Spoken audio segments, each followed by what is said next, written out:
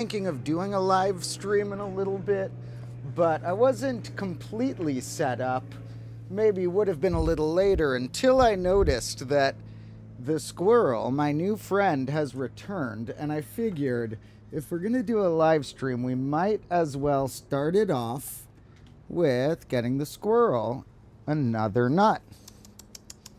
Now, this squirrel has been approaching me closer and closer, and it's grown rather comfortable here.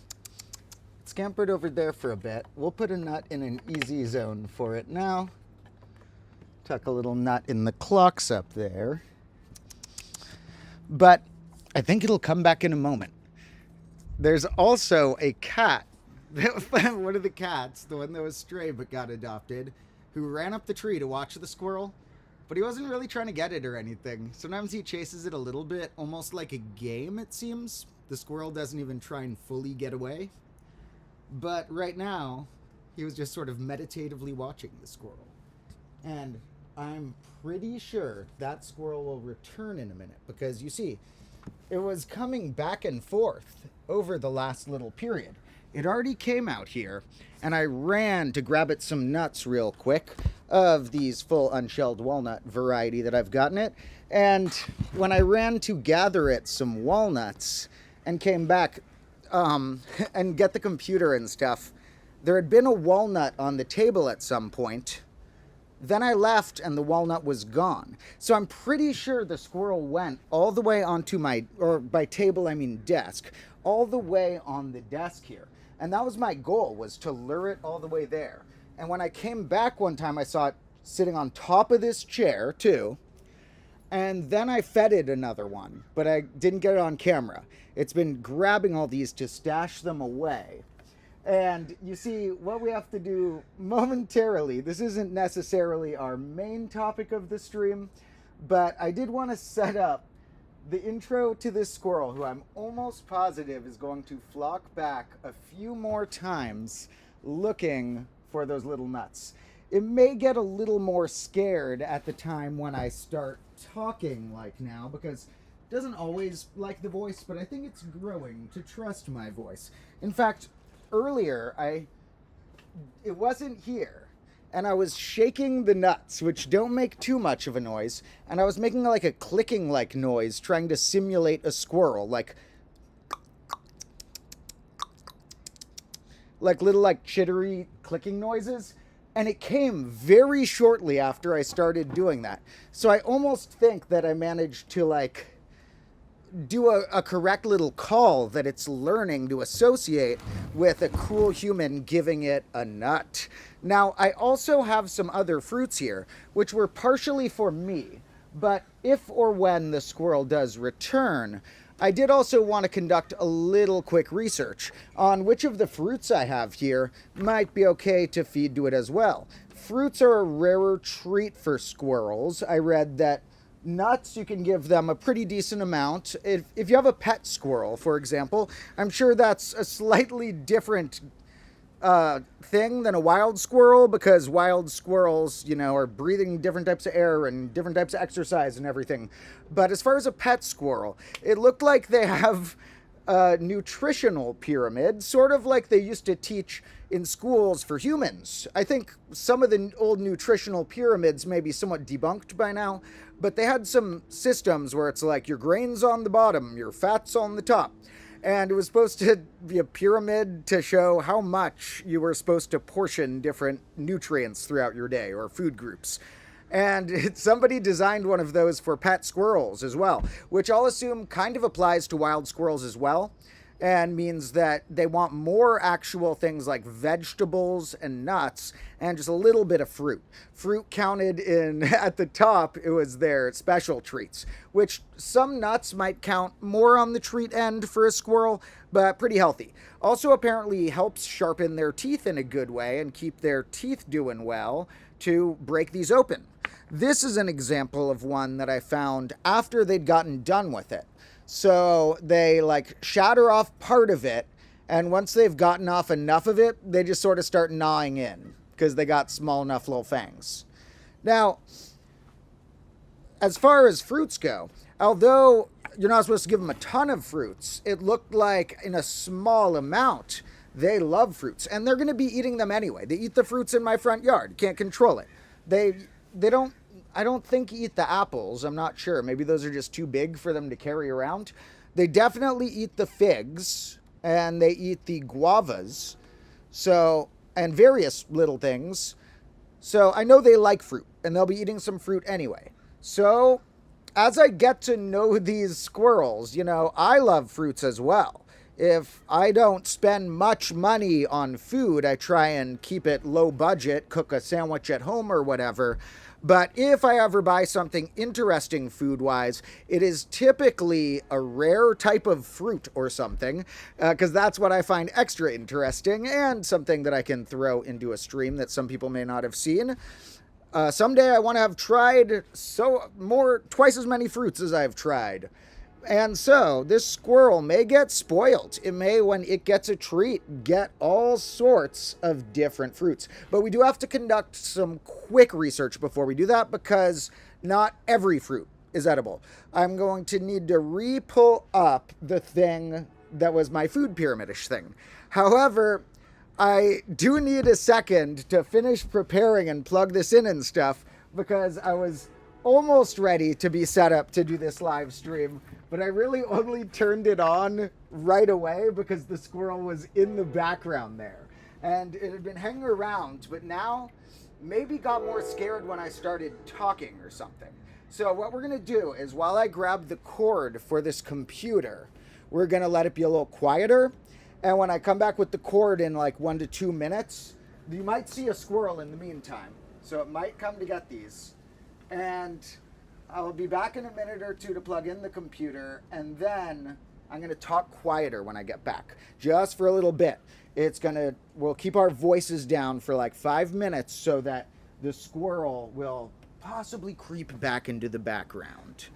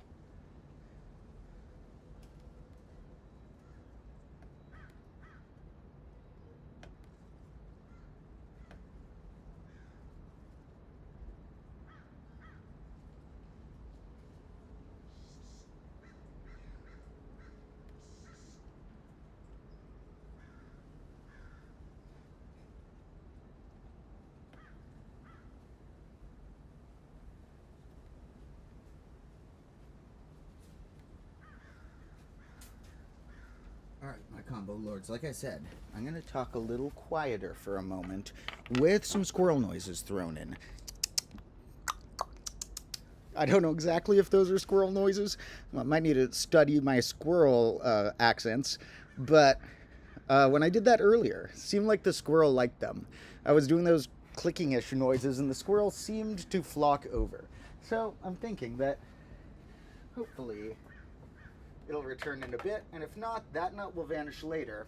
This nut, if it doesn't come back during the stream, I'm going to leave on the desk, because I think it was on the desk earlier. It's going to have to come back right on the desk to get the nut, and prove that it's getting more comfortable and brave, so that we can evolve toward having the squirrel as a co-teacher. Maybe there'll be an episode where I'm sick, and you have a substitute teacher who's just a squirrel. That'd be a surreal experiment. We won't do that frequently. I feel like the first time if I did that, that'd be hilarious if it was a substitute teacher, but it's just a squirrel the entire episode. But if I did that more than once, it would get old pretty quick. But having a squirrel co-teaching while I'm also teaching something else would be pretty awesome. Now, what we're going to look at for the beginning is, like I said, in case it comes back, I have some fruits right here and some other fruits I could grab inside. The fruits I have here are ones I was planning on eating, but I'm happy to share them with the squirrel. We're going to look up a few of these squirrel-like fact resources that I looked up before as to what is okay for them to eat. Squirrel healthy food. And I'm going to open a few links, and then I will turn the screen toward my computer more so and shrink myself.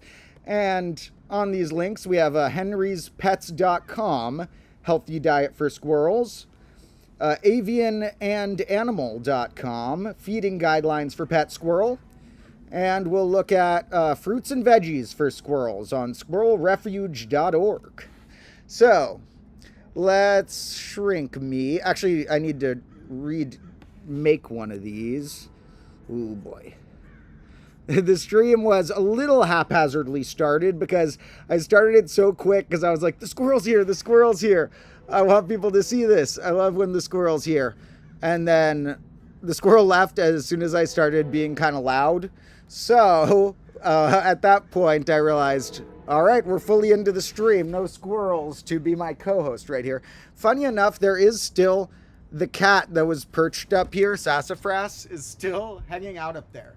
He's just like perched up on the fence chilling. What are you doing up there? It's funny, he was chasing the squirrel earlier, and I swear it looked like a game. Like he would go after it a little bit and the squirrel would run a little further, but it didn't look like it was trying to escape.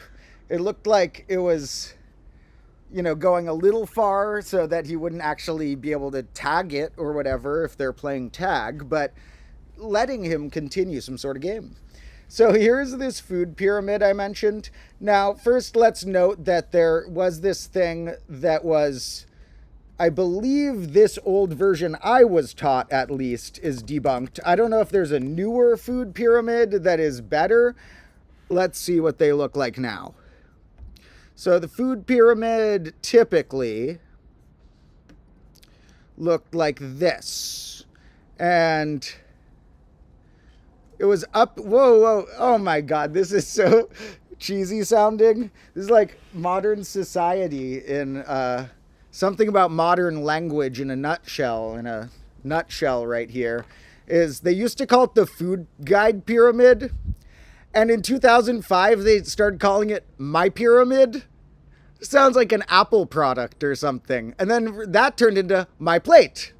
Next is just going to be called like My.com or something. Next it's going to be called X and then go bankrupt. But here, this is what I was taught in school, even though I don't think it's still like the most commonly used one. By debunked, I don't mean that it's like coming from the completely wrong direction. Like, you do want to usually have less oil than carbs per ratio in your diet. But this is, a little overstated when I was a child. They're like, okay, this is your bottom one. This is your this and that and that and that. I always found it a little weird, because even from the get-go, I feel like I'm a fruit lover. We're going to see some fruits here in a bit, but even as somebody who's like a die-hard fruit lover, I feel like vegetables are a little healthier and should have a little more of a ratio in your day-to-day diet. Like, I feel like your fruit to vegetable amount, if you were like eating as healthy as you could, which this is trying to convey, probably have a little more skewed toward the vegetables. And I'm not sure if you need that much of like the starchy stuff. Seems like an awful lot of starchy stuff. I would say, I think that they may be finding you need more proteins and more vegetables, but I don't know. Leave a comment if you're a nutritionalist. What I do know is that, as far as I know, this is the best pyramid or any shape related to food guidelines for squirrels. It's at least the only food-shaped polygon related to squirrels I've seen yet. So here we can see at the bottom, they're recommending, these are pet squirrels, so squirrel blocks or rodent blocks. I don't have a squirrel block. I'm assuming that is something that you buy, that is, a block of nut-like, twig-like nutrients or something. I'm thinking that the nutrients that the local squirrels are getting that mirrors what's in those squirrel blocks is that they eat pine cones and stuff. And in fact, we can see up here, they leave all these shells up on this staghorn fern. This is bits of the walnuts they ate, and these are bits of pine cones. And they eat all sorts of weird stuff that they like to snack on. And then it says they can eat a lot of healthy vegetables. And then wild foods.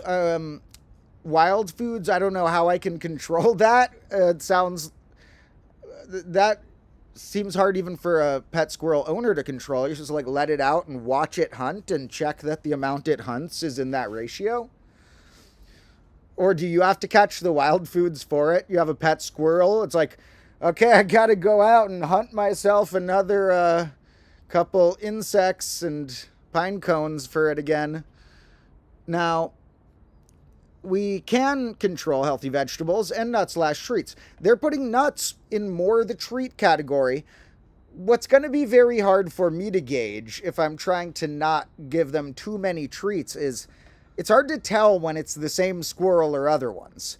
Because when they run around in trees, I've seen up to at least 3 squirrels at once. Recently, I've definitely seen at least 2. And I can't tell which of these are the same ones or different ones.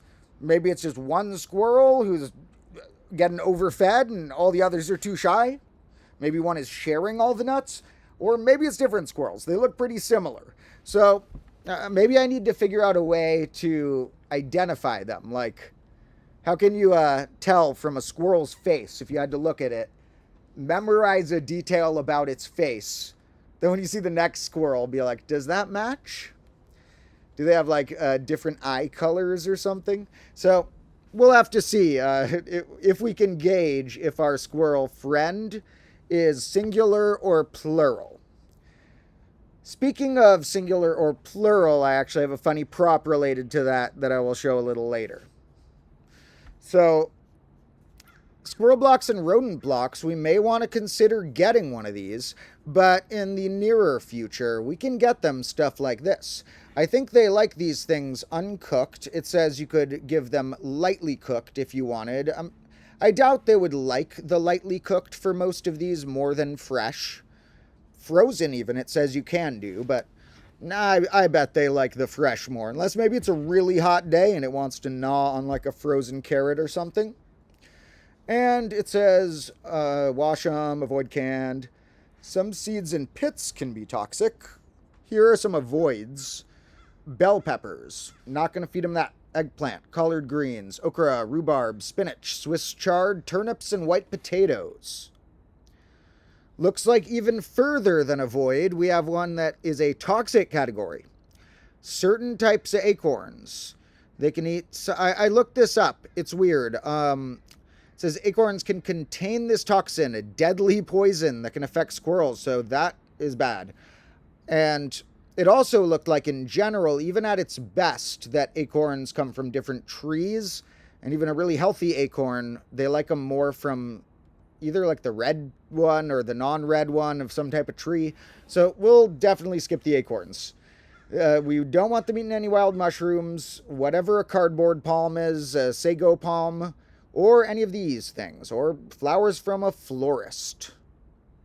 Don't worry, I'm not going to buy some dumb old flower and feed it to it. We're looking for the things they'll really enjoy, like some of these fruits. So we can see that they like fruits. They're not very picky. They got a nice little list of favorite fruits right there. And let's see if I have any of these here. Well, first let's look at the other resources, because some of them I believe ranked which of the fruits were extra good or extra healthy for them. So, pet squirrel, this one is a little confusing to read through. Not the best format of the website. And we're going to go to this one instead. And this one is another long list. There was one I found at one point that was ranking a few of them. So let me try and find that one again, where it was like healthiest fruits and vegetables for the squirrels, where they were sort of comparing them. Now, we will just give a little slice off of this thing just to have ready for the squirrel in case it comes back. Maybe it's going to go to bed for the night and decide that it's gathered enough for the day, because it doesn't eat all the nuts I give it. It's stashing them somewhere. Unless they're all different squirrels, like I said. Hard to say. So, lots of links about squirrels here. Good to know there's a lot of resources online. And this one's even called squirreluniversity.com. So I can't find the one I'd seen before, but just to check if they have any problems with what we have here, looks like they're naturally drawn to things like plums, and does look like they enjoy things like stone fruits. They like apricots, and they like plums, according to that other resource. And you know what that means, if they like apricots and plums, is that they will probably / definitely like the combinations of those that we've been talking about, like apriums and pluots. Although, like we saw, when you look up aprium or pluot in a dictionary, it's referring to a single trademarked type of them, and the more generalized term seems to actually be apriplum and plumcot. The ones with a few extra letters thrown in. Now, I'd never heard of an apriplum, and everyone I tell this to has never heard of an apriplum yet. I don't know how that brand or whatever that trademarked aprium got away with this, because I don't even think all the ones that are called apriums in the stores are correctly labeled as that. It's just become the catchy phrase, almost like Xerox or Kleenex or, you know, the brand names that stick like that. So the reason I mention that is because I mentioned how when I was looking in a modern fruit store where I was today, and I did gather an extra rare fruit.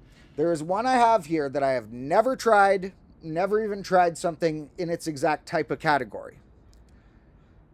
That will come a little later in the stream, because first, just to have it ready for the squirrel if they want these, I did also bring a few more of these plumcots, or maybe pluots, from the store. And I wanted to show how wacky of different colors they are. These are made from a combination of a plum and an apricot. A little more plum than apricot in this type, as opposed to an aprium apriplum style one. And some of the ones I've shown before were sort of reddish, like you might expect, or sort of orangish, yellowish. But this one that may look kind of yellow is actually quite green. I'm not sure if you can see that tint correctly, but it's a yellowish, slightly look, but it's easier to see with a light on it, because in the darkness here it is looking extra yellow, but this thing has a quite green tint. And this other one is like, instead of green yellow, like green mixed with a dark purple. in this strange, mottled fashion. Like if you just saw this in a mix of other ones that were all the same color, you'd think this one had something wrong with it. But they all looked like this, and I've tried them before, and they are excellent. They're supposed to look like this. So I'm going to sometime get more and more different colors of these. So keep your eye out if you are a recurrent combo class viewer on how many different colors of apricot plum combo fruits we can find. Even different shapes and textures. Like this one's pointy-ish, has a little spike. Some of them, the seeds are a little spiky as well, and you have to be careful. In any case, I do believe that if the squirrel happens to come back, if not, we will eat this portion of it as well. This would be a nice little treat for it, to give it a little slice of this. I'm not sure how much to feed it of this type of thing, so we will give it maybe a very small amount of each. Give it like there's a little chunk of that one. And we will, ooh, look at that color difference. These are both the same style of fruit. Like, you have, both of these are in the big scale about 3/4 plum and 1/4 apricot. But look at the color difference. See this? It's wild. So, fruit combinations are insane, and someday, if we ever have resources to grow like whatever gardens we want, you know that some of the gardening resources that we look into will relate to making combo stone fruit trees. Because there are two ways we could consider there to be a combo stone fruit tree. One that is a combo of each fruit is the same type as each other, but they are a combination of multiple stone fruits genetically. Like if a tree had only these, that's sort of a combo fruit between plums and apricots. But you can also make combo fruits in a contrasting, separated way where you have one branch has these and one branch has those. You can even stick almonds on a stone fruit tree and cherries. Can't stick anything. I don't think they've figured out how to put, say, apples on a stone fruit tree, at least not in a very successful enough way to keep doing that. But you can put all the other stone fruits pretty much on one stone fruit tree. So someday we will build up to having our own version of something like one of these trees of many fruits. Like, here's one that's a tree of 40 fruits. That's just crazy. A tree of 40 fruits. Sounds impossible, but they're figuring it out. Look at this. This one might be a little fake. That looks too clean to be true. But some like this do actually grow multiple things together like this. This is the problem with just trusting your eye, is that like this one's title is AI generated artwork. So remember not to just trust your eye when we look at visuals of what things might look like without, if you ever see a picture like this that you're like, wow, that looks really cool. I'm going to remember that one and reference that in conversations. You probably want to click it and read it too. But I have read one of these before, perhaps that one, that is just about this one artist's fruit tree. It's a art project of sorts to combine many, many different types of stone fruit onto one tree. Now, let me try a little bite to see if I can compare. I want to see what is the flavor difference before I put these away, and perhaps return to the Pluot debate later, perhaps bust them back out if the squirrels come, or perhaps leave that be once we've done a little taste test. So, what is the difference of the two types?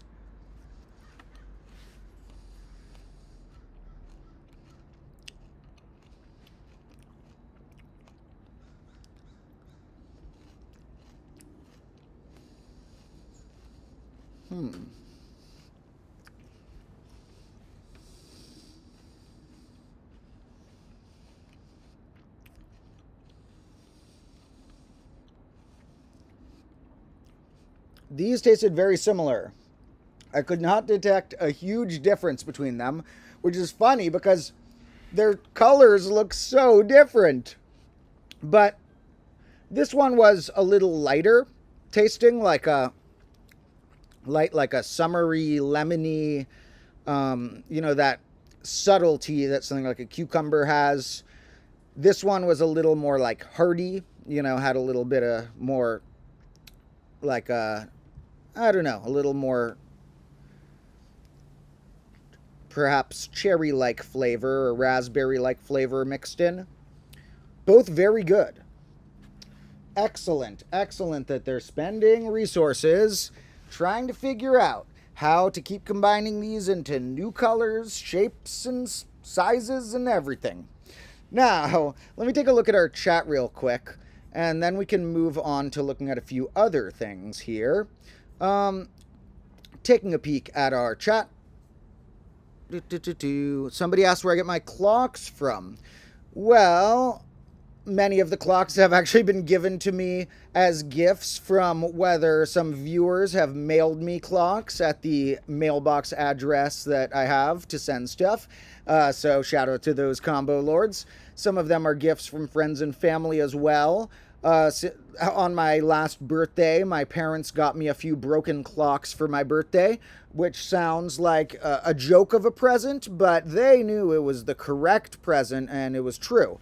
It is a joke on the sense of it's funny for someone to get that, but it sounds like one of those coal in your stocking. Like you'd give someone only broken clocks for their birthday if you wanted to like make a point, or if you were trying to like show them that they were a bad boy that year or something.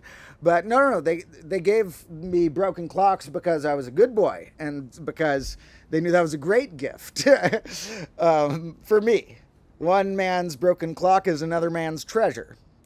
And some of them I also get from thrift stores and stuff like that. So sometimes I will go clock hunting and I will go to like a thrift store and see which clocks can I get for under $10 or whatever. And we do need to go clock hunting again soon because, well, you might have to wait until next episode to see how this happened. But this was part of the clock that was hanging here previously. So wait until the next main combo class episode to see about that. The next main combo class episode is mostly done filming, but I have a few more scenes to film, and then it does have a bit more editing. It'll take a few more days to finish, but it's going to be very fun. It's one that involves a whole different blend of scenes and ideas. A pretty unique, weird combo, so definitely a video unlike others that have been made. So I had a lot of fun making it. And its theme relates to infinity, as well as the similar concept of arbitrary largeness. And that's why it looks like I have a large 8 written in the background, but that was actually my infinity whiteboard that flipped sideways. Don't worry, when we switch to base 6, the digit 8 won't be a single digit. It will be written as 1-4 in base, as 1-2 in base 6. And so it will be the new 12. So we're not going to have to deal with the confusion anymore of 8s looking like flipped infinities. Also going to not have to worry about the 6s and 9s looking like flipped versions of each other's. Now, looking at some more comments, someone noted, when do I sleep? They see me streaming at some crazy hours. The funny thing is I don't know if I've ever actually live streamed at very crazy hours in my time zone. For me right now, it's 8 p.m. Actually, exactly. It looks like, it's 8:01 p.m. right now. But sometimes I've occasionally streamed at like midnight or at like early morning, but usually I stream when it's a relatively normal time of my time zone. I don't have the best sleep schedule, so it really varies from night to night. I've had trouble sleeping in various ways throughout my life, so definitely not necessarily a role model for a sleep schedule, but I often sleep somewhere from between like some of the hours between midnight and 8 a.m. So not necessarily a super irregular sleep schedule, apart from that I don't always do that, and sometimes I stay up way too late or wake up way too early or can't sleep or whatever. So it varies from night to night. What was that? There's another cat climbing up the tree. What the heck? Oh, there's a third cat. There's all the cats. There's cats everywhere. It's 3 cats now. What are you doing, guys? Can you see those cats up there? Cats everywhere. Hey, Sage. Come here, Sage. Sage. You can come too, Dandelion.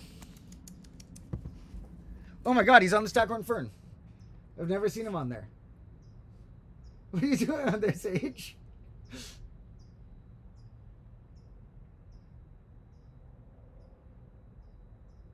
Sage, what are you doing up there, dude? Come here. I'll give you pets.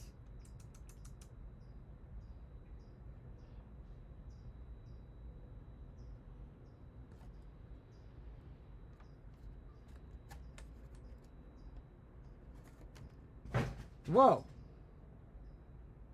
What did you just jump onto? All right, those cats are wild. Okay.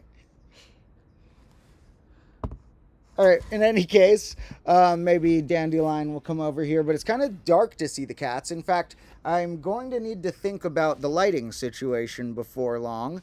We could always turn up the brightness on my computer to crazy, but sometimes it's a little more fun or a little more visually interesting when we grab things like candles or lanterns.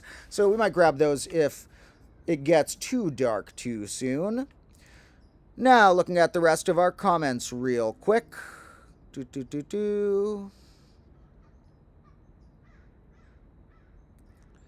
So, somebody said they think vegetables are not really very healthy. I don't know if vegetables are not healthy. I think vegetables are pretty healthy. They're not going to work as your only diet. So you can't just eat only vegetables and be healthy. But I think they're pretty important as part of what you eat. I like vegetables. Some people hate them because they haven't learned to have good ones cooked well or something. And some can be an acquired taste. And sometimes I think that, like, there were times where my body was less healthy or sickly, and I really crave vegetables because my body, like, needed those nutrients. So to all the people who never eat vegetables and are like, I don't like them, I just don't like the taste, don't be that surprised if someday you, like, start craving vegetables because your body is really behind on some nutrient. And it's just like, that's the way it has to get it, is like by telling you, okay, we'll try and make them taste good. Please eat the vegetable. So, you know, vegetables do have a lot of good stuff like calcium, magnesium, and iron and all this stuff, but they're not the entirety of a diet. So do make sure that you eat protein, that you eat things that fill you up in a starchy or carbohydrate-y way, that you eat a variety of good things. But, you know, we'll do our combo class cooking classes someday. I most days cook all my food. I rarely go out to eat. So there's a variety of things I enjoy cooking, and I don't have the greatest zone to do a combo class cooking tutorial because I don't have like my own kitchen. I share that it's a very small kitchen I share with different people. But, you know, someday we'll get a sturdy enough campfire that I can just like bring a cast iron pan out to the campfire and do it out here. And also, it's sort of a camping tutorial when we've done campfires a while in the past and just put some food on sticks and such. And, you know, that is in a way a tutorial, or at least an experiment of visualizing how long you must cook something on a stick to not burn it and which things taste better on a stick and such. Now, some more chat right here. Thank you all for leaving your comments. And can't reply to everybody, but lots of cool stuff there. Now, I did have a few other actually snack-related things I wanted to share because I thought they were rather rare. Now, the first one I'll show real quick just because I brought it just related to something I found funny with language. So, right here, I have something that I brought out here to show you like a linguistic trait of, which is that this right here is a raviolo. Thought I was going to say ravioli? Wrong. For some reason, people are okay with not caring if this and some other similar things are singular or plural. Sort of like how you just like fish, whether it's singular or plural. But that can be confusing. It's useful when you have a singular form and a plural form. And what do you know? When you look back at the word root of ravioli, in the original language, it does have a singular form that perfectly logically should be used as the singular in English as well. Raviolo. And that's not where it ends. You know, it also happens for spaghetti, where one strand of spaghetti is and or should be, depending on how you define language, a spaghetto. And I think that not only do those sound kind of funny and caught me by surprise that I only learned that a few years ago. Like, how'd I go my whole life not knowing that silly fun fact? But also, like, why not have a singular and plural? Seems like a bad precedent to be setting, saying, oh, well, that's a noodle. We usually have a bunch of them, so we're just not going to care if it's singular or plural. Well, maybe it works for spaghetti when you're eating all of them, but what if you use one strand of spaghetti for something else? What if I need to feed use one spaghetto to like reach into a little crack somewhere and fix something? Or use one spaghetto where you like light the end and they get kind of caught on fire, like a candle. Maybe you want to build a really big raviolo. Well, in that case, it'll be useful to have the singular and the plural. And there are others that I have begun to compile, and at some point I will make a pluralization combo class episode that will fully go into things like that. So I'm not really going to pull open all the other notes that I have about this from the past, because the ones that don't instantly come to mind now will save for whatever episode I make about this. I've, wrote down a bunch of stuff related to this a while ago. But one more I will note right now is that, what this classroom has? This classroom has a graffito, the singular form of graffiti. I'm not sure exactly how you define graffito versus graffiti, like that has multiple letters there and multiple words, but it's like one tag or whatever, like I wrote it in one piece as one phrase. So I call it one graffito. Or if you're going by word, then it's two graffiti. So maybe we should renormalize this. I think that is a new one I would like you all to incorporate into your vocabulary. I will clarify more about it in an episode someday. But, be on the lookout for those times where secretly we are just using the plural of something that has a singular form. Because earlier, I wasn't that hungry. I had already eaten other things. And when my brother had cooked some ravioli, it made sense for me to ask, can I have a raviolo? I wanted to convey, I don't need that many, but can I just grab one real quick? So it perfectly made sense of, can I have a raviolo? And, why eradicate words like that when we have so many other sillier words allowed in the dictionary? Speaking of which, threeven should still be in the dictionary. But, this isn't threeven level of my quest or anything. But I do think that we should start calling them raviolos and spaghettos and graffitos. Leave a comment if you can think of any other funny examples of that.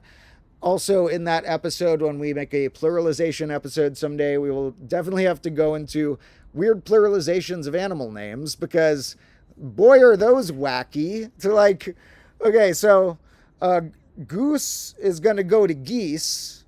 That sounds like a similar difference from like mouse to moose, which a mouse and a moose are different species, but a geese and a goose are just different pluralizations. And then for moose, I think that moose is plural of itself. Isn't moose also just its own plural? And then for mouse, it's mice. Yeah, who came up with this stuff? I get that the English language is like a melting pot of a lot of different languages, but the way the pluralization for animals went, it's like even more crazy than usual. So, and that's not even getting started on what they call the animal herds and stuff. It's like, oh, a murder of crows, this of that. Do you know what I'm talking about? Names for groups of animals. This one is kind of funny. Like, they're just having so much fun with this. It just is so off the rails that I'm like, oh, let's just roll with it. It's kind of worth it. These are terms for groups of animals. It's like, okay, a herd of antelope. That makes sense. Okay, a colony of ants. Okay, I'll go with that. A shrewdness of apes. What? Okay, a troop of baboons. A shoulder. It, like, whenever they came up with, oh yeah, we have to name one for bats too. Should we use one of the other 100 that we've already come up with to name other types of animals? No. We gotta be weird and creative with it. We gotta call it a sounder of boars. We gotta just, we're going wild with this naming. We're just going to, a flock of cranes? No, we're calling it a sedge of cranes. So, this is just, sometimes in something like the language, I would be mocking this if it was close enough to like on the rails that it had any chance of being salvageable and turning into a system that had logic to it. But it's just so far distanced from trying to be consistent that is kind of beautiful. It kind of just a weird, like, seems like something just one person came up with, but believe it or not, these are actually used by many resources. Like, actually, I don't know about every single one on this list, but this type of term, and most of these are, like, somewhat technical terms. I wouldn't be surprised if you were studying one of these and you were a newcomer and you're mentioning like, you mention a flock of ravens, that all your coworkers might like giggle under their breath and be like, oh, you mean an unkindness of ravens? So some of these are pretty wacky. Yeah, a lot of those. Anytime there's a new animal, seems like they decided every animal had to not only be different, but some animals have more than one. If you had to guess, what are there more of? Names of things along the line of flock, herd, etc., or types of animal that are being named by these. You'd guess probably more types of animal, and we would use less terms than types of animal so that, the terms are sort of like categorizing things. But in this case, there's like an average of 2 terms per animal. Okay, so we'll go more into that someday, maybe in the future. Leave a comment if any of you have your own favorite ones too. And yes, somebody commented another one I forgot. That's another one of my absolute favorites that is definitely going to be in the episode. The singular of confetti being confetto. Confetto. That one, it makes sense that you don't hear it around. Like, we should still know it, but it makes sense that you don't hear it as much, because when do you really encounter a confetto? When are you interacting with one piece of confetti? But, I would say the other ones are more likely. If you were to say like, oh no, I dropped a spaghetto when you were trying to put all the spaghetti into the pot, maybe you might drop one spaghetto. But you probably wouldn't drop one confetto. They're tiny. You'd probably end up dropping like 10 confetti. So although I love Confedo, that one is a little more understandable that we haven't heard it around as much. Somebody asked my favorite language and why. I don't know if I've necessarily studied other languages enough to know that. I don't necessarily have a favorite, unless you are allowed to call math a language, which it sort of is. I don't really have a favorite linguistic language because I don't know quite enough about the others. And so typically the only one I know enough research about to actually speak, intelligently about is English. I know how to speak very, very rough bits of Spanish, but not even enough to hold through a conversation. So definitely not enough to analyze the language's pros and cons versus English. But I will say that if I were to know more languages, my favorite would probably not be English because it's pretty silly. It's cool too. It has, it's nice that it's a melting pot of a lot of different cultures, but it's just such chaos. And while chaos is something I love, you need some systems. And as a writer and stuff, it would be nice if there was a little more logic behind how prefixes and suffixes worked, which languages, word roots that we were going to use when. A lot of stuff is up in the air. If you're going to say that there are two of something, or say there's half of something, you might use the prefix by or use die. Both of those came from different languages and are different ways of describing two, or to describe a half, depending on the thing. And you'd think if we're going to have by and die as prefixes in the language, we could have made one of them mean twice and one of them mean half or something. If you say something's bi-weekly, it's ambiguous whether you mean every other week or twice a week. And so it's it's bi-weekly. By saying that, I mean, I don't actually want you to know how often it is, but it's not once a week. It's either twice as much as that or half as much as that. But so I couldn't, die-weekly is not even a thing. I don't think that's used anywhere, but then other word roots, you just have die at the beginning of instead to mean two instead of by. So there's a lot of ones like that where it's a little chaotic in English. And so when we do our episodes on English, it is something that I will mock a lot. Now, I wouldn't mind English, maintaining being a pretty dominant language on Earth if it accepts more evolution. Sometimes people, if I'm okay, let's just get ready for maybe in 100 years, everybody will be ready. They'll be maybe tired enough of having X in the alphabet, not really doing anything, and just doing what KS could do, and be yeah, maybe we can just take X out. It's not really adding anything. And it's not like that hasn't happened before. The language has evolved so many times, including only a few hundred years ago. 500 years ago, there was no J's in the English language. And so, at least not in the majority of texts. And a lot of those things are newer innovations. 1,000 years ago, no W's. So things like that changed a lot. Now we are a bit more globalized and everything's online, and people try and use the same language as somebody who's in a different continent instead of having language evolves in little local regions. And now people maybe, or other societal factors may be causing this, despite it being a time of history where many things are changing faster than ever, like technology and globalization and things like that are changing faster than ever. A lot of people want it to be the time where we stop letting the alphabet change.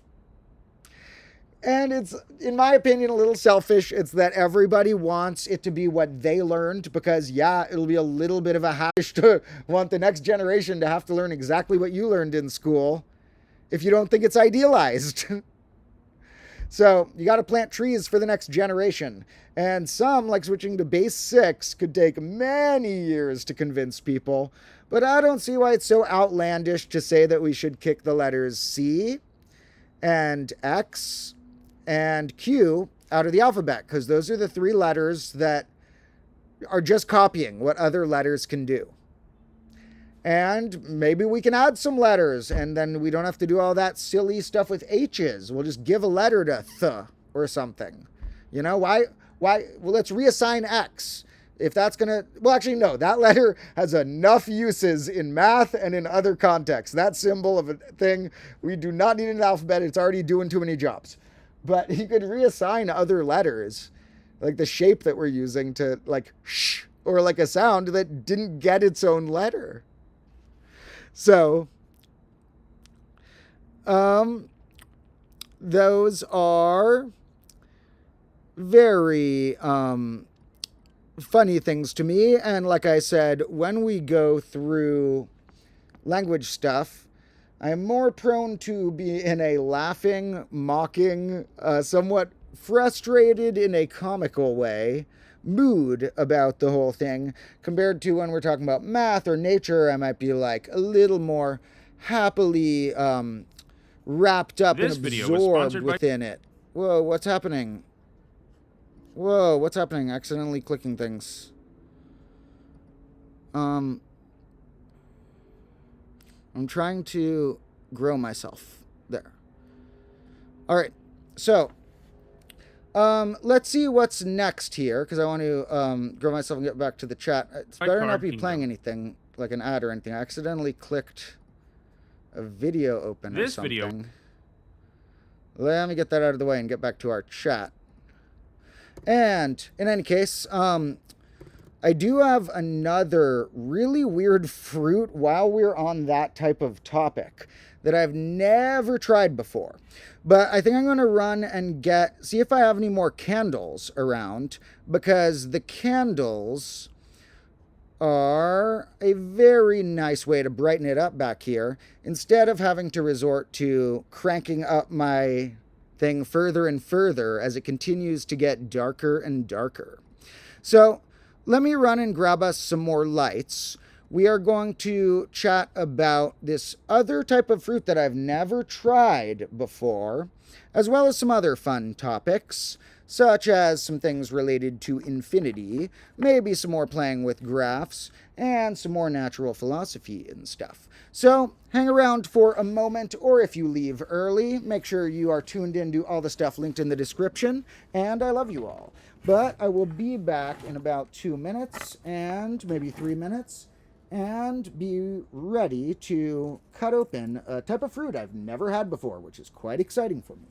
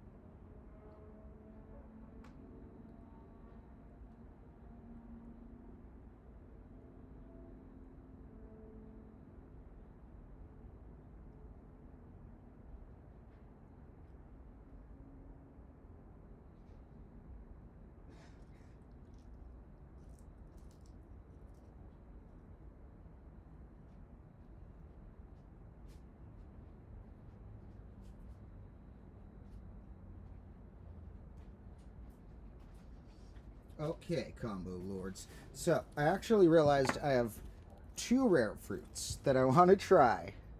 One is a fruit that I'm excited about.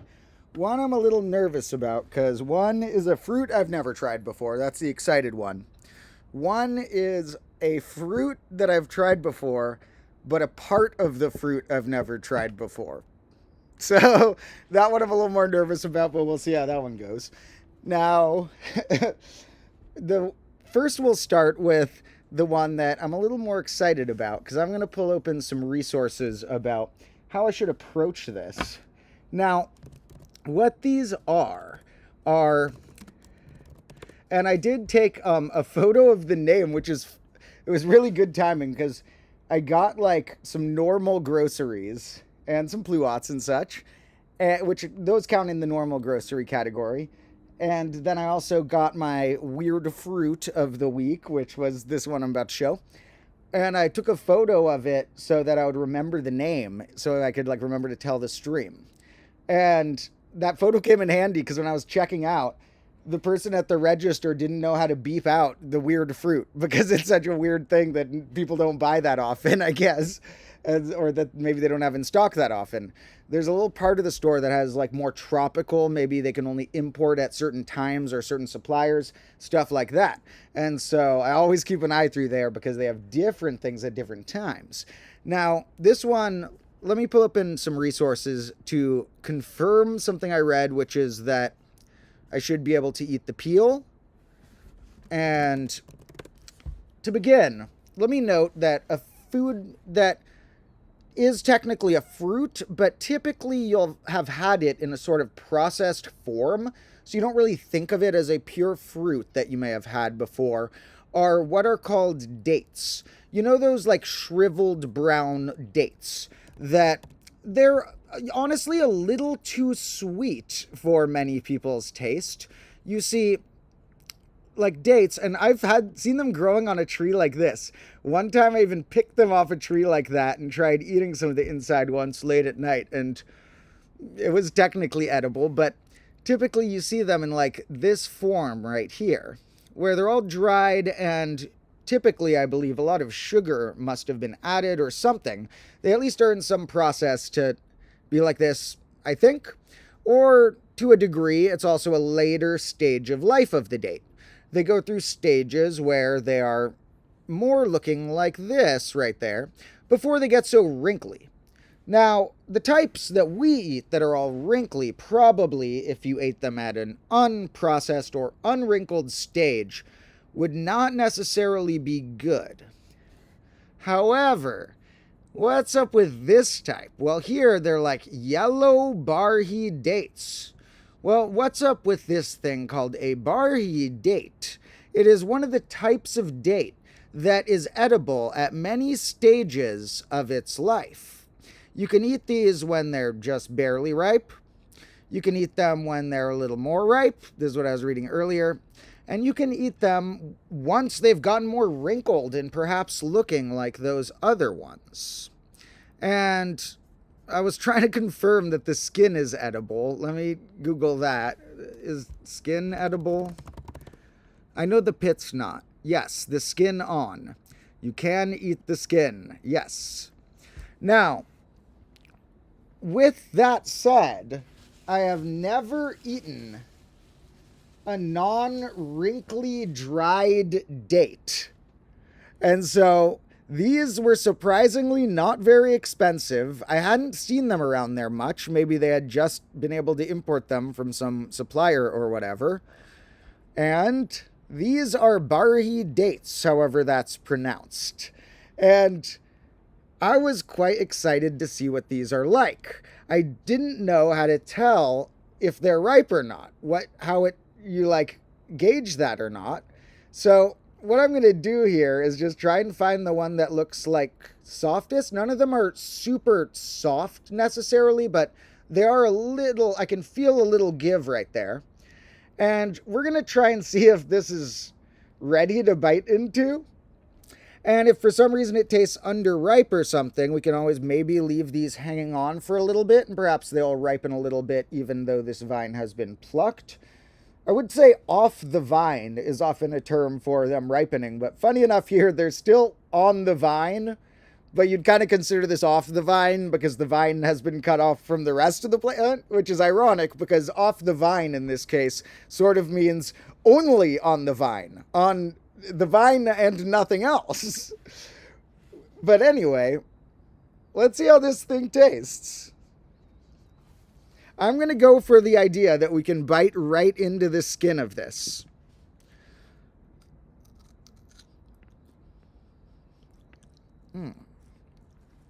That sort of dried my mouth out a bit to bite. This one might need to ripen a bit more. I might need to let these ripen a bit more, because here's the thing. It tasted really sweet, but it did that thing where it dried out my mouth a lot when I bit into it. Now, it does have an interesting flavor, though.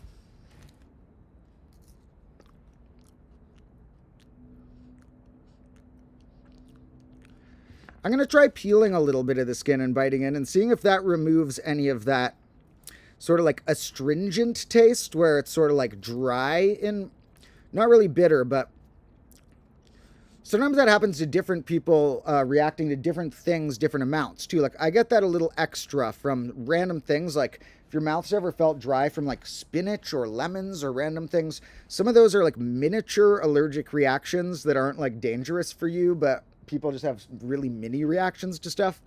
So I wonder if my body just doesn't like that much, or if this one's underripe still. I'm guessing they're supposed to be a bit harder than this. It tastes interesting at this stage. If it wasn't, I might need to try this with like some water later or something, because if it didn't taste like it was like dryish, it is interesting. It tasted like sweet in a, what was it like? Almost like a melony way. And kind of like if you've ever had this, I guess many people won't have had this, but this thing called jicama. You ever had this fruit that's like, I don't think the dates are necessarily always supposed to taste like this. This might have been a sign that it's a little underripe. But this thing that tastes like a refreshing bite that's like maybe a little bit sweet, but kind of blander in a more watery way of sorts. It tasted sort of like that texture a bit, and a little of that flavor.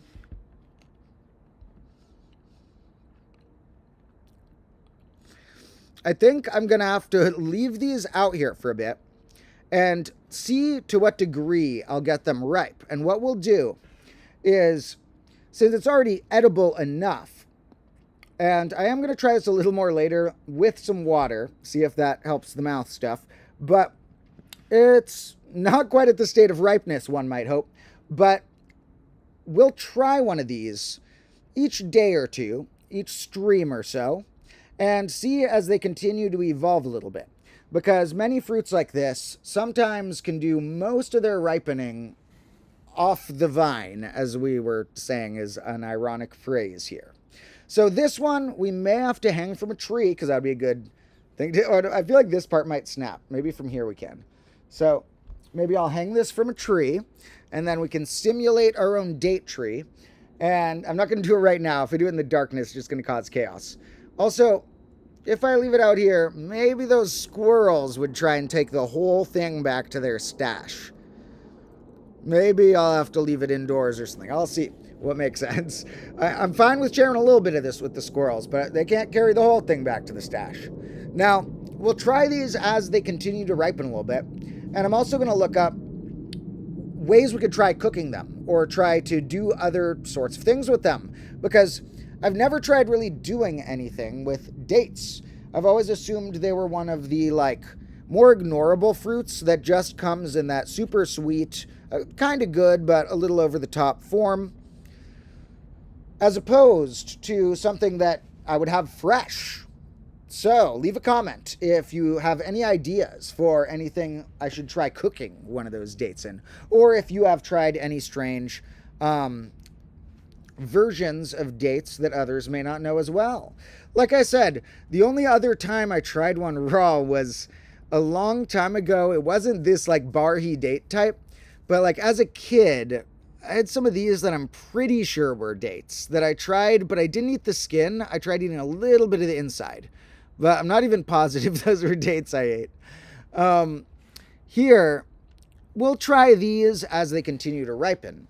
I do have one more that, like I said, this one, although I'm also excited about, I'm also a little more nervous about trying this one because there's a fruit I've already tried, but it's part of the fruit that I've never tried. And recently I did an episode about surprisingly edible peels, and I've been on the lookout for surprisingly edible parts of fruits. Make sure you have seen on the main Combo Class channel, not this one, the one called Combo Class, all the crazy fruit peels an episode or two ago. But I've been on the lookout for other parts of fruits that are edible. Now, often the inside of the fruit is another one that's discarded, less often than the peel being like I was surprised that almost every fruit that the inside was edible that you look up, the outside's also edible. Do your own research before you eat any. Don't use me as a citation on that. Do your own research. But there's almost any fruit that I was looking up seemed like the peel was good to go too. The inside's more hit or miss. Some insides contain stuff you don't want. There are, for example, we did an apple episode a while ago where I gauged that if you ate maybe about 1,000 apple seeds and bit through all of the insides before you swallowed them, so you like punctured them in your mouth and then swallowed them, and you ate 1,000, then you could die from cyanide poisoning.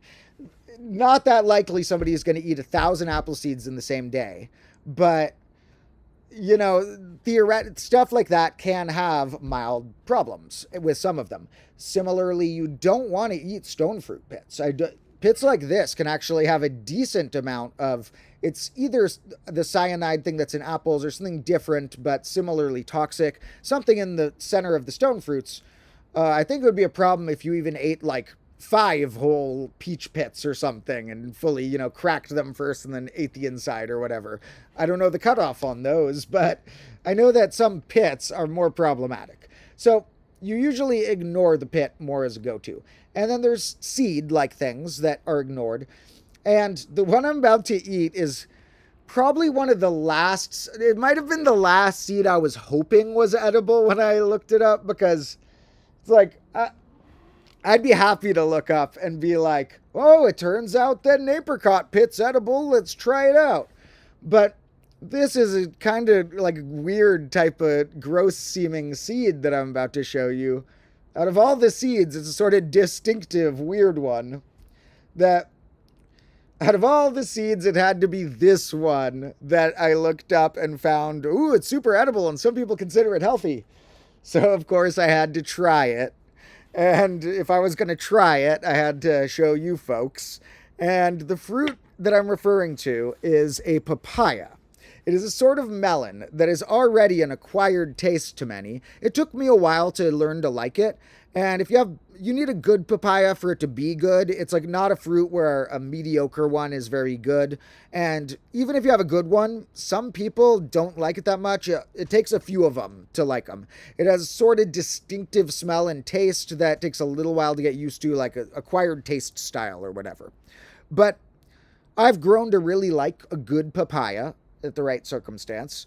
I have eaten, obviously, this redder, pinker, oranger part. And like many people, I have scooped out these slightly slimy little seed balls. Now, these are not hard seeds. They're squishy to a degree. They have like a hard inside, but they're kind of squishy. They feel like an insect egg that's like a little squeezy or something. And they're a bit slimy, and they're all in this little batch in the middle of the papaya. And my whole life, of course, I have just scooped those out and dumped them.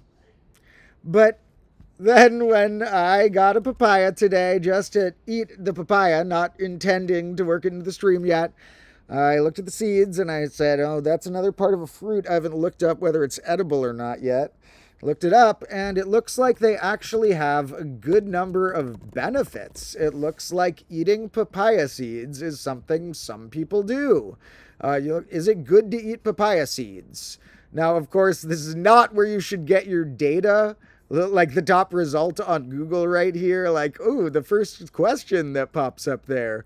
But it's still a good sign if the first one there says they're highly nutritious. And I scrolled through this earlier, so like actually reading a few pages, and it did look like, I mean, some people, when you go on some of these sites, some of them are a little goofy, like, oh, you eat 7 papaya seeds at 3 p.m. each day and you will never get cancer. Or some of these take it a little like the direction of like, some health crazes can get a little pseudoscience-y, like natural medicine can be cool and all, but some people who get into natural medicine get like really into like a single thing, and it's like it's all about papaya. If you eat the papaya seed, everything in your life will change. If you just every morning, afternoon, and night you eat the papaya seed, and they forget that last month they were really into unshelled walnuts, and now it's like, oh, maybe your diet would be better if you combined all of those different health kicks from throughout your life into one meal plan.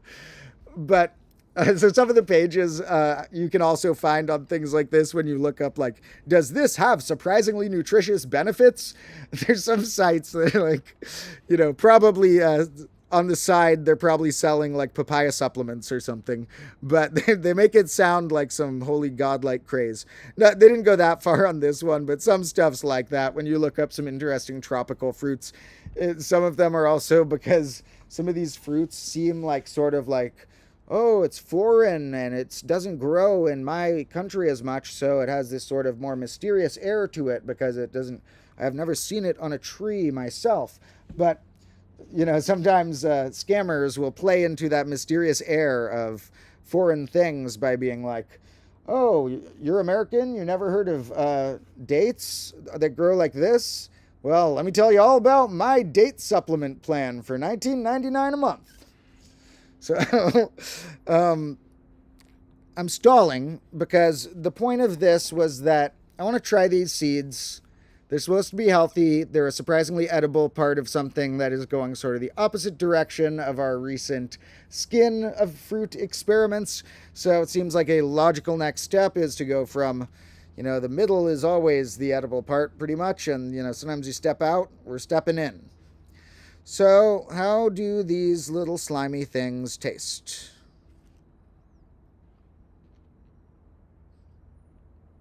Kind of bitter.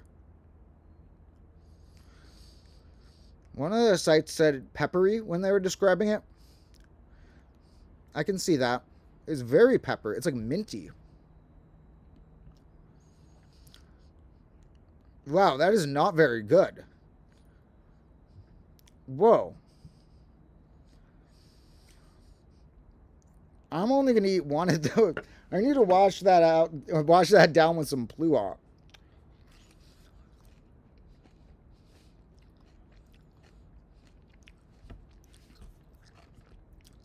That was really not very good. However, the outer papaya, like I said, was an acquired taste that I didn't necessarily like the first time I ate it. Maybe the seeds are an acquired taste because they're healthy enough that I don't want to make them sound too bad and discourage people. It was edible. I swallowed it. It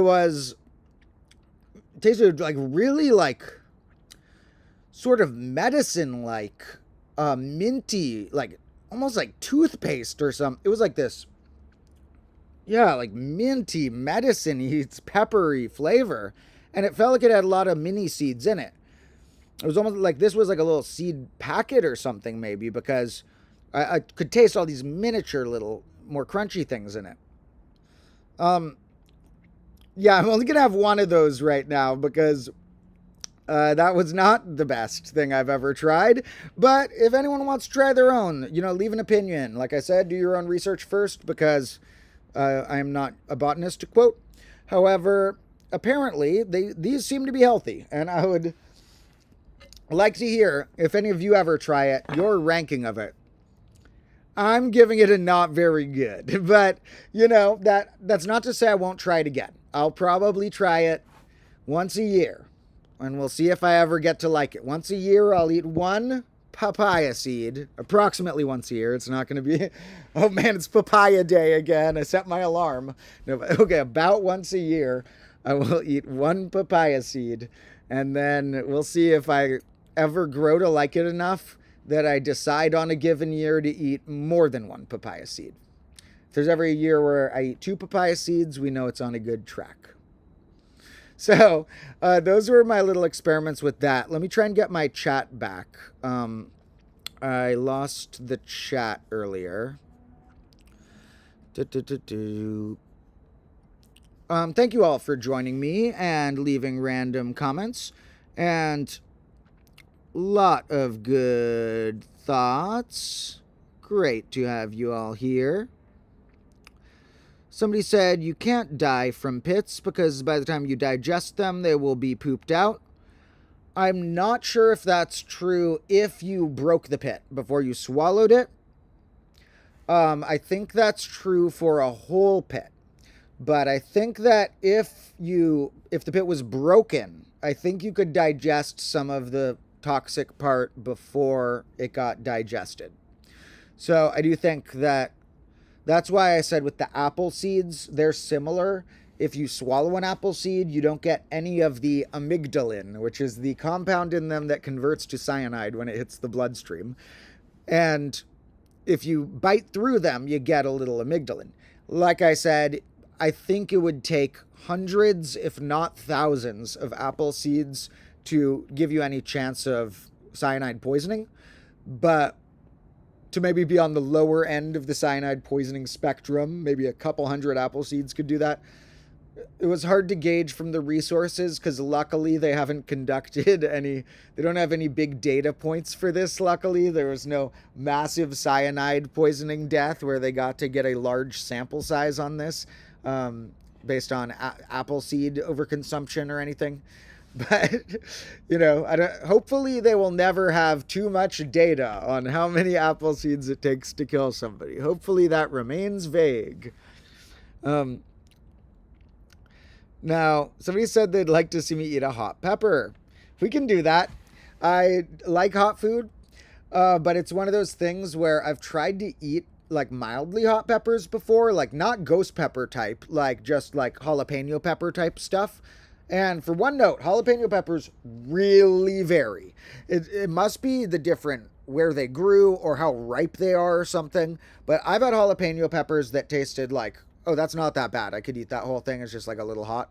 And I've had ones that were like really hot that I would not have been able to finish. And if you have the pickled ones, they're always on the lighter end. I love pickled jalapenos. Those are just like a good amount of spice. But the raw ones can really vary. I had this challenge. Me and my friends have this one type of party I'll tell you about later that we do some years that's sort of a twist on our version of a holiday party. It's a long story. But anyway, there's something involved where people eat hot peppers as part of a challenge during this thing we've done before. And when we brought jalapeno peppers one year, it seemed fine. And so the next year we were like, yeah, the jalapenos, they're all fine. And they were like way hotter that year or something. People were like taking some bites and then it felt so bad. They were like laying on the couch, like panting, like in the middle of a party. But, so I can do it. But the funny thing about hot peppers is that when I first was going, I like mildly hot food. Like I'll put a little cayenne on a lot of my meals or stuff like that. But not like a crazy heat level, like, you know, still a relatively, you know, not going too crazy with the spice on an average meal I'll eat. And so at first I thought for a bit that since I was intrigued by eating hot things, that I was like, I must be really good at eating hot foods. But after I tried a few really hot peppers, that's not really the case. My body is not necessarily really good at doing it.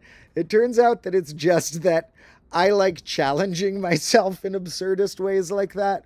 So I am more likely to eat a pepper than the average person. but I don't necessarily have like a better heat tolerance than the average person.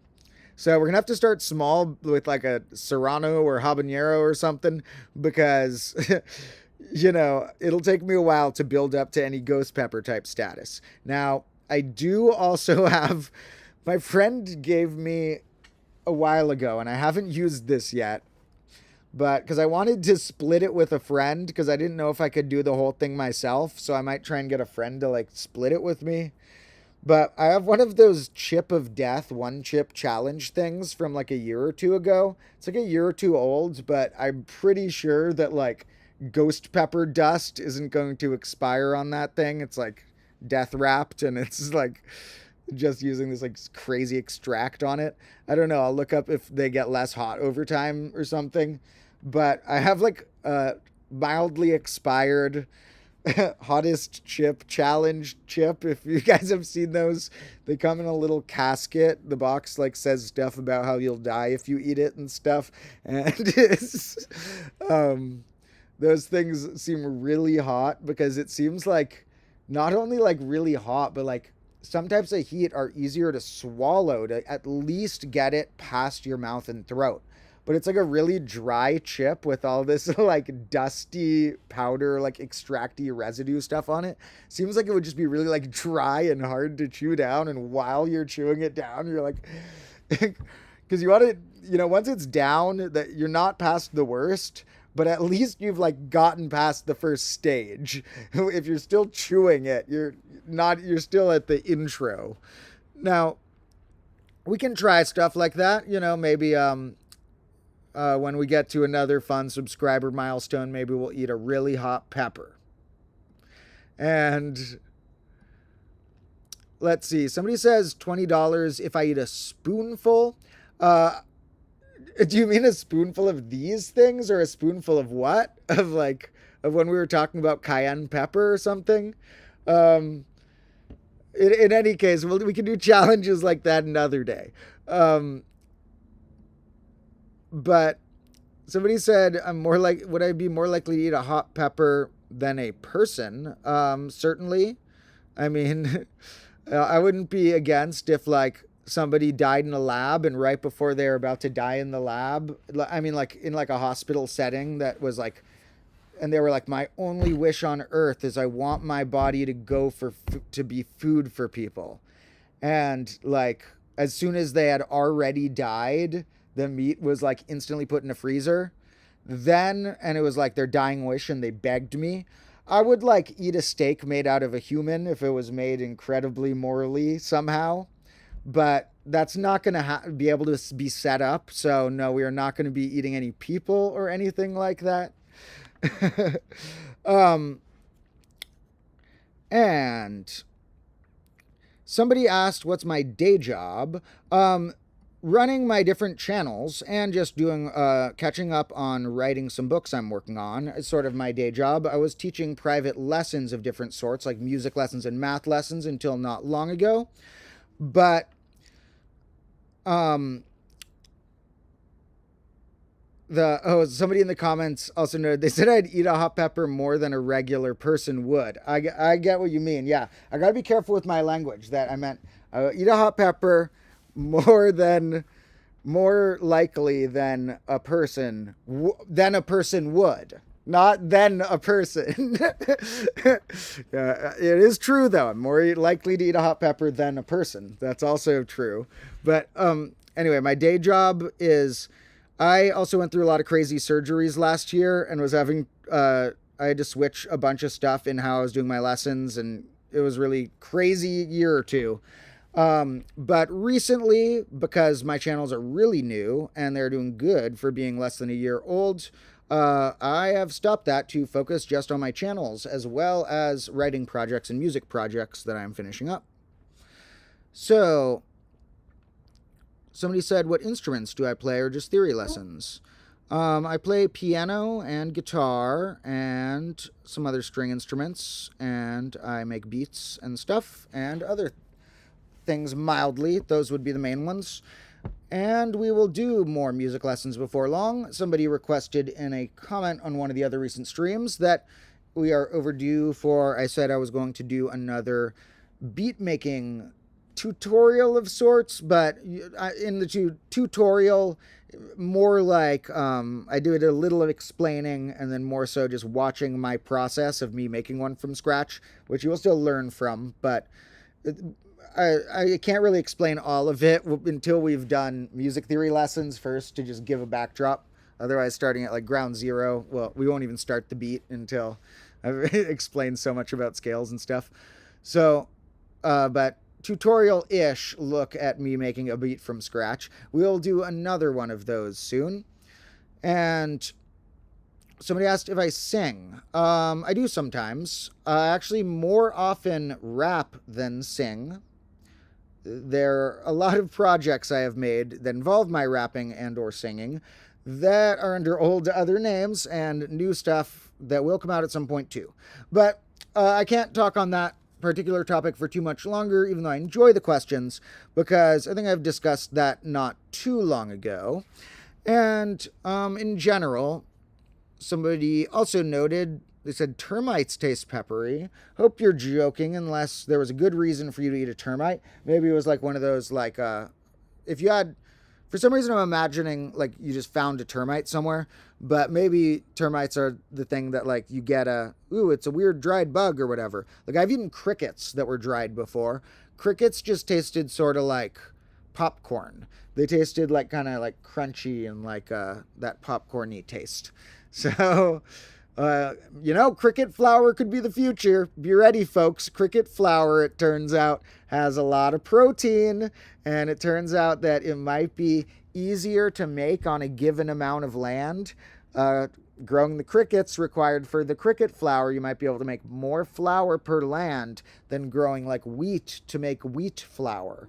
So be ready, folks. If you ever, have the chance to try something cooked with cricket flour, don't be repulsed, because in the future, maybe people won't care as much if a little bug is mixed in here and there, and they'll be like, ooh, wheat flour? I don't want that. I want my cricket flour. I'm trying to get some more protein. So, in general, bugs, people don't like thinking about this, but it's actually true that if humanity found out a way to get good at eating bugs, it would be pretty good for the species. I'm not saying like that's necessarily my ideal society that we're all eating bugs, but nowadays there's food scarcity and stuff, so we're not in an ideal society. Maybe there should be more bug eating until we get rid of hunger. Now, okay, and lots of more great comments and stuff. That was all the snacks I had here. And I do think I'm going to wrap up this stream before too long, because although I do have many mathematical little tidbits I wanted to throw in, some of those will save just to be their own video. Some of the streams get a little, like, 10 topics in once, and then some people miss them. So we'll keep this one at being a little more squirrel and fruit-centric. The squirrel didn't manage to return, but I will note that I don't have these videos right now because my phone died and they're on my phone. But I am collecting footage of squirrels that I think I'll put this on the Patreon later, the squirrel footage, but some of it I won't show to anyone yet, but I'm going to save some secret footage of the squirrels now instead of showing it all, because I'm starting to get enough good squirrel footage that I'm foreseeing a whole episode about squirrels someday, where we will make a whole combo class episode about squirrel safety, squirrel diets, befriending squirrels, and leading up to, we'll have the squirrel eating out of my hand on the desk, by that point. So the squirrel will return soon, and this morning it was eating nuts out of my hand. It was doing all sorts of cool, wild stuff, and it probably will be tomorrow morning too. That was part of the reason I was at the store when I got this stuff, was because I wanted to get a whole nother giant bag of walnuts, which is not out here because I'm worried if I leave it out here, it will just, like, over the course of the night, like a few at a time, take them back to wherever its stash is. I will say that although I will probably live stream before this, there's a chance before my next live stream, my next main combo class episode will be out.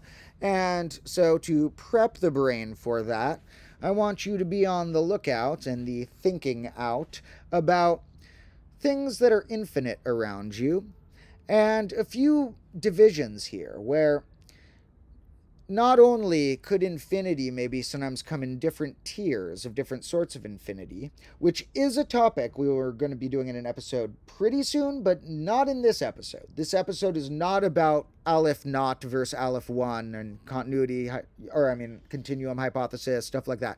That's a different episode. This is about infinity versus something a little before it. And it's an interesting concept in that the thing that's a little before it, the concept of arbitrary large things, is in some senses like right before infinity and how it feels, but in other senses it's representative of a finite sort of thing in a way, and a finite thing versus infinity is a pretty big gap. So sometimes we're confusing infinity with something that has some infinity-esque traits and some finite-esque traits, and I have already explained in some episodes before, like, what the term arbitrarily large means. So this is more about approaching a few different angles and views of ways in which this shows up, that arbitrarily large might be existing in places. And as some examples we will see, we will visit blackberry patches. We will look at some card game facts. And we will also look at some prime number progressions. Arithmetic progressions, to be specific. So that'll be a fun, unique episode. Could be coming out Sunday, maybe Monday. I will also probably be live streaming. Maybe I'll do it on Sunday, because Sunday, believe it or not, is the 1-year anniversary of me creating this channel. I kind of see the 1-year anniversary as the 1st of September, because I didn't post anything on this channel until the 1st of last September. So, like, I had created the channel a few days before I used it for anything. So, I more so see the 1st of September as when I actually, interacted with this channel, apart from creating it, basically. But the creation date of this channel is 1 year from last Sunday. So, pretty wild. We're still just in the first year here. A lot more growing and experimenting to do, and all the best topics practically are still in my notebooks and are still building toward future episodes. So, I love all the topics we've done, but a lot of my favorite topics have been too grandiose for me to put together yet, but I'm one at a time putting them together once they're ready. Now, we will do a more anniversary-ish stream when that actually happens, at some time between the 27th and the 1st, or on one of those days. So, that'll be fun. And we are already past 1/6 of a million subscribers. Absolutely crazy. And yes, I'm still procrastinating on posting non-live content on this channel again. It's been a minute since I did shorts and bonus videos that aren't live on this channel. But I am back to those. I have been filming those, and I just need to spend a little bit of editing time this weekend. But we will be back to having more shorts and stuff here soon as well. I've just been having a lot of fun with the live streams, and there's been a lot of those. So if you're ever bored, you can go through the live tab on this channel. There's a lot of random material. But mostly make sure you're tuned into that combo class channel where my best episodes go. In any case, I love you all. Hope you're having a nice night or day or whatever. And I'll make sure that I film whatever happens when the squirrel returns in the morning and give you some updates on that. And now I think I'm off to, after I log off the live stream, remove the rest of these seeds like I typically do and eat the rest of that as normal. So, thank you all for joining me. I will see you all in the next one. And special thanks to the people who support on Patreon and stuff. Their names are in the description. And still, if you can't do that, special thanks to you anyway, because you are still all my combo lords. So, love you all.